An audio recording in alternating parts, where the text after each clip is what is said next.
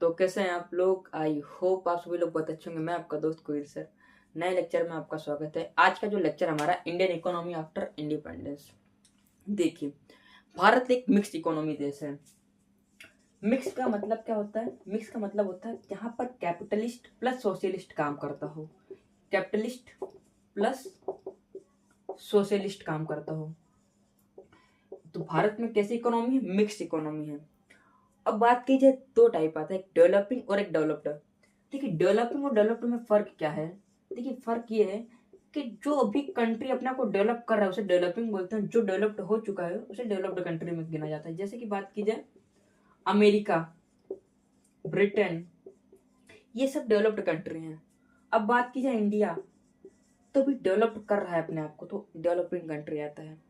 इसके साथ ही 1991 में जब भारत के पास सिर्फ 15 दिन का ही पैसा बचा था, उसके बाद भारत में गरीबी यानी एक चरम सीमा पर थी। उसके बाद कैसे भारत ने अपने आप को एडजस्ट कराया वर्ल्ड की कंट्रीज में, वो हम बताने वाले हैं इसी वीडियो में।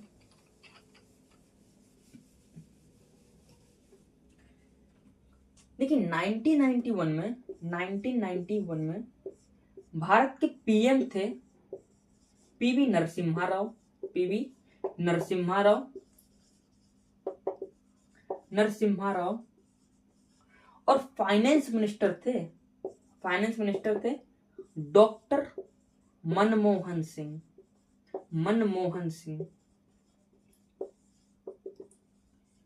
कई व्यक्ति इन्हें मोहन सिंह कहते हैं।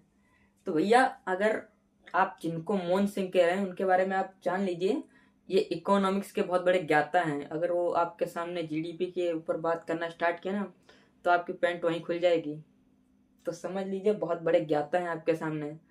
तो जरा इज्जत से बात करिएगा, मोहन सिंह ना कहिए उन्हें। बहुत ही अच्छे व्यक्ति हैं। 1991 में भारत की अर्थव्यवस्था खराब हो गई थी और 15 दिन का सिर्फ पैसा बचा था, और वर्ल्ड की इकोनॉमी में भारत समझो दिवालिया देश हो जाता। उस टाइम पे भारत को वापस उन्होंने रिकवर किया। बहुत बड़े व्यक्ति हैं ये। अब 1991 में पीवी नरसिम्हा राव पीएम थे और फाइनेंस मिनिस्टर थे डॉक्टर मनमोहन सिंह। उस टाइम पर डॉक्टर मनमोहन सिंह भारत में लेके आए थे एलपीजी। एलपीजी का मतलब क्या होता है? देखिए, एल से होता है लिबरलाइजेशन, पी से होता है प्राइवेटाइजेशन, और जी से होता है globalisation.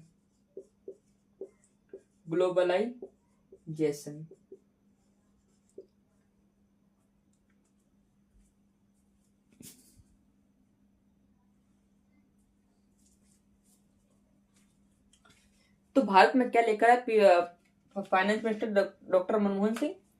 Liberalisation, privatisation and globalisation. देखिए, लिबरलाइजेशन, प्राइवेटाइजेशन एंड ग्लोबलाइजेशन क्या होता है, जरा सुनिए।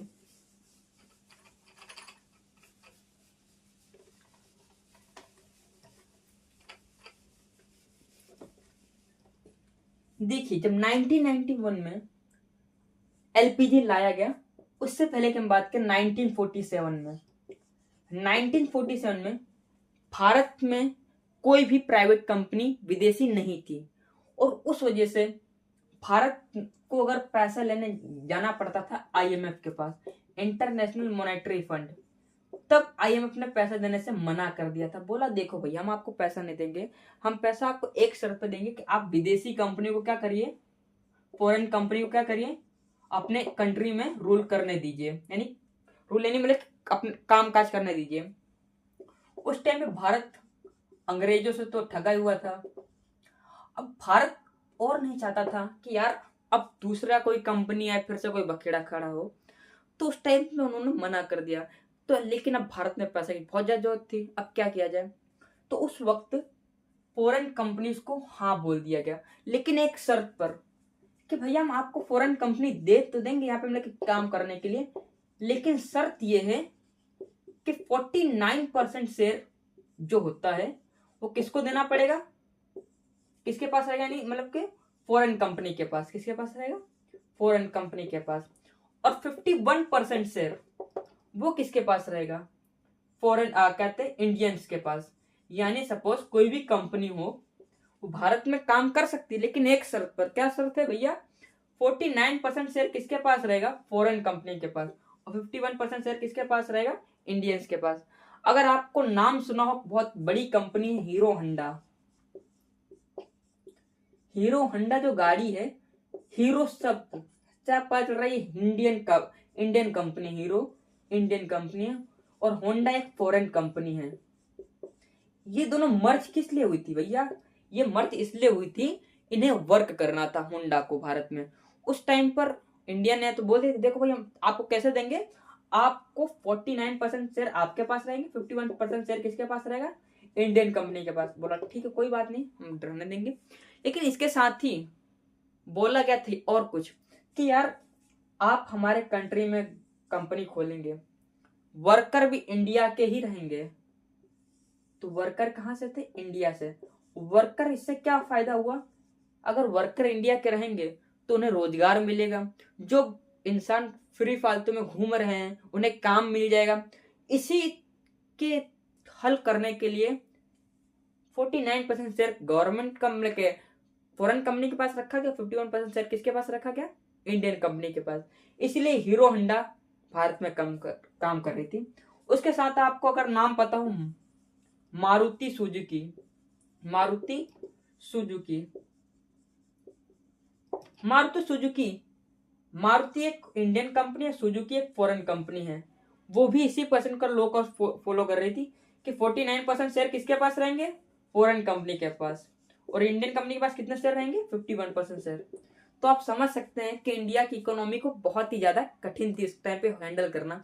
तो इंडिया कह दिया गया था कि भैया कंपनी कोई भी कर सकता है, खोल सकता है, आ सकते हो इंडिया में, करे काम, लेकिन शर्त यह है 51% शेयर किसके पास रहेगा? इंडिया के पास रहेगा। 49 किसके पास? प्राइवेट के पास। और साथ में दूसरी बात, वर्कर कहाँ के रहेंगे? इंडिया के, जिसमें कि वर्करों को इंडिया में काम करने का मौका मिले और उनकी कमाई हो सके। यही है लिबरलाइजेशन। इसका मतलब क्या होता है? लिबरलाइजेशन। लिबरल का मतलब क्या होता है? फ्रीली, यानी उन्हें छूट देना। लिबरल का मतलब क्या होता है? छूट देना। अब बात की जाए प्राइवेटाइजेशन।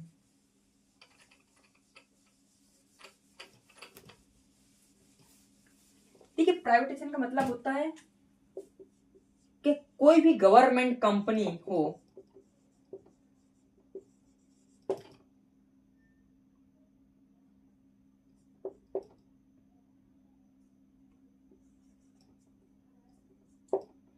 कोई भी गवर्नमेंट कंपनी हो, कोई भी गवर्नमेंट कंपनी हो, वो अपने शेयर डिसइन्वेस्टमेंट कर। देखिए, अगर कोई भी कंपनी, सपोज है ये कंपनी है, कंपनी अपने आप में कितने परसेंट शेयर होती है? 100%। अगर गवर्नमेंट का शेयर उसमें 51% है, गवर्नमेंट का शेयर कितना है? 51%। तो क्या हो गई? Government company. और 49% शेयर किसके पास रहेगा? प्राइवेट के पास रहेगा। पर अब धीरे धीरे गवर्नमेंट ने क्या कर दिया? 51% कम कर दिया, उन्होंने डिसइन्वेस्टमेंट कर दिया, कि जितनी भी गवर्नमेंट कंपनियां थी उससे अपना हाथ खींचने लग गई। तो क्या किया उन्होंने? जो अभी यहाँ पे 51 था, अब यहाँ पे कितना हो गया? 49% शेयर। तो किसके पास हो गया? ये गवर्नमेंट के पास। और 51% शेयर किसके पास आ गया? प्राइवेट के पास। तो वो क्या हो गई? Private company. क्या हो गई?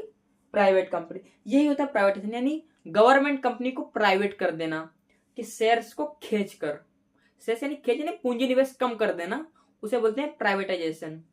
अब बात की जाए ग्लोबलाइजेशन। ग्लोबलाइजेशन का मतलब होता है पूरे वर्ल्ड से धंधा करना। ग्लोबलाइजेशन का मतलब क्या होता है?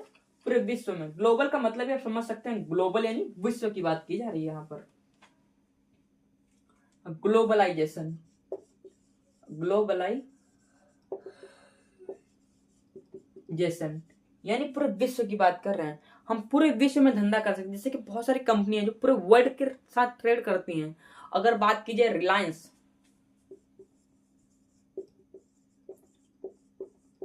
पूरे वर्ल्ड के साथ ट्रेड कर रही है। तो यही है एलपीजी।